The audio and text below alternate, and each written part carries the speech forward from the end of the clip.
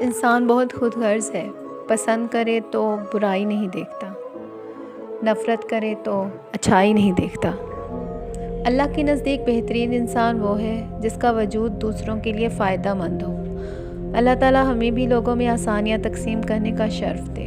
رسول اللہ صلی اللہ علیہ وآلہ وسلم نے ارشاد فرمایا، بیٹیوں کو ناپسند نہ کیا کرو، یہ تو بڑی محبت کرنے والی اور بہت ہی قدر کے لائق ہوتی ہیں۔ حضرت علی رضی اللہ تعالیٰ عنہ نے فرمایا، آپ کسی کو بھی دو چیزوں کے لیے زبردستی مجبور نہیں کر سکتے، ایک محبت، دوسرا عبادت۔ دونوں دل سے ہوتی ہیں اور دونوں کا رشتہ روح سے جڑا ہوتا ہے۔ کوشش کریں نسلی لوگوں سے تعلق رکھیں، یہ ناراض بھی ہوں تو عزت پہ وار نہیں کرتے۔ وہ مستقبل جس کے لیے ہم پریشان ہوتے ہیں، ہو سکتا ہے اس میں ہم ہوں ہی نہ۔ آخرت کی فکر کریں کیونکہ اس میں یقینی طور پر ہم ہوں گے، سوچئے گا ضرور۔